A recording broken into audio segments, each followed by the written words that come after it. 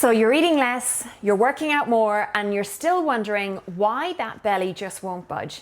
You're not alone. I hear this from women in their 40s and their 50s all of the time. It kind of feels like your body has stopped following the rules, the things that used to work for you. But here's the thing, you're not doing anything wrong. Your body is just playing a new game.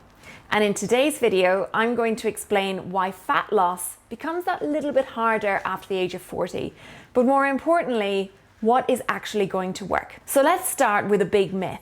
That weight gain after 40 is simply because you're eating too much or you're just not exercising enough. A 2021 study in Science found that resting metabolic rate stays stable between the ages of 20 and 60. So your metabolism doesn't just suddenly crash after 40. So what's actually changing? Your hormones are what's changing. In perimenopause and menopause, estrogen levels begin to decline.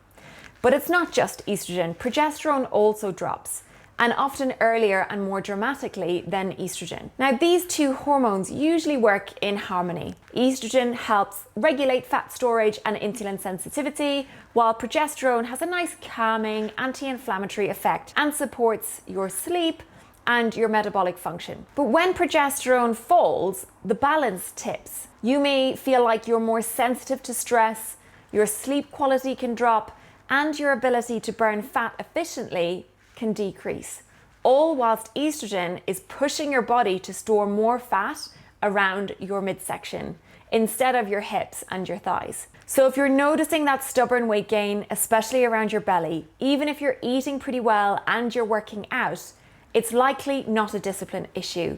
It's your hormonal landscape that's starting to shift, and your metabolism is responding to that. Another major player is insulin resistance, and it often goes undetected. Insulin is the hormone that helps your body store and use glucose for energy. But when your cells become less sensitive to insulin, which becomes really common after 40, especially as estrogen and progesterone drop, your body starts to store more fat, particularly around your midsection. And here's what's surprising. It's not just sugar that causes insulin resistance. Chronic stress, poor sleep, skipping meals, or eating unbalanced meals can spike your insulin too, all of which are common when progesterone is low and cortisol is high. So let's talk about cortisol, which is your body's primary stress hormone. In the short term, cortisol is essential. It helps you wake up, respond to emergencies, and stay alert. It basically keeps you safe. But in perimenopause, low progesterone can actually make you more sensitive to cortisol. So even minor stressors feel more intense. And when cortisol stays elevated for too long, it tells your body to hold on to fat right around your midsection. Now, according to research published in Obesity, chronic stress can actually increase your abdominal fat by up to 11%. So this is why over-exercising, skipping meals, extreme dieting can actually backfire, because you're not just burning calories, you're stressing your system and you're raising cortisol and encouraging more fat storage, the actual opposite of what you're trying to do. So let's talk about what actually works. Based on the scientific literature and what I've seen work for real women just like you, number one is prioritize protein. Protein is your best friend after 40. It helps preserve your lean, your muscle mass, improve your blood sugar control, and boost satiety. So aim for 1.2 to 1.5 grams of protein per kg of your ideal body weight per day. Now, if you're doing lots of exercise, you'll want to be at the higher end of this range. So for example, if you weigh 70 kilograms, you will want to aim for at least 28 to 35 grams of protein per meal. Now, if that's a bit complicated, then a general good rule of thumb is to aim for 30 grams of protein per meal. Now, research shows that women who eat more protein, so more than 1.2 grams per kilogram of their body weight per day, have less body fat, more muscle mass, better muscular strength across many strength tests, and better bone density than those women who consume low to moderate amounts of protein. However, it is super important to pair this with regular strength training, as the anabolic stimulus of resistance training is essential to optimize those increases in your muscle mass. Number two, control insulin naturally. So how can you support better insulin sensitivity? Reduce your refined carbohydrate intake and added sugar. Focus on creating balanced meals, so ones with adequate proteins, a source of healthy fats and fiber. And don't skip meals, especially breakfast. That first meal of the day sets the tone for your energy, your cravings, your blood sugar stability. So if your breakfast doesn't keep you full until lunch, that's a great place to start. Number 3, strength training and daily walking. Strength training isn't optional after 40, it's essential.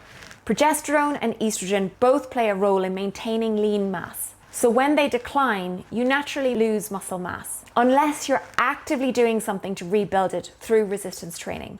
So at the very least, aim for 2 to 3 strength training sessions per week, focusing on your major muscle groups. And remember, you need to challenge your muscles. So if the last 2 reps of a set feel easy, that's a sign it's time to increase the weight. Now pair this with daily walking to increase your overall movement, and you are on to a powerful combination for midlife fat loss. Number 4, sleep and stress recovery. Sleep is not just rest, it's metabolic repair. If you're not getting 8 hours of quality sleep, your body will produce more cortisol and ghrelin, which is your hunger hormone, and less leptin, which is your satiety hormone, helps you feel full. And since low progesterone can mess with your ability to fall asleep and stay asleep, this is where stress management becomes critical too. So think of things like meditation, breath work, walking in nature, journaling, a warm bath. Basically anything that activates your parasympathetic nervous system is going to be so helpful. And remember, recovery is just as important as exercise. So no, it's not about slashing calories and doing more hours of cardio.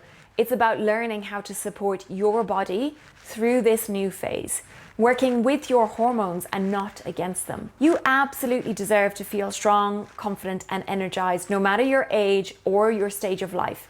And it's absolutely possible. Let me know in the comments below, what is one small shift that you could make this week?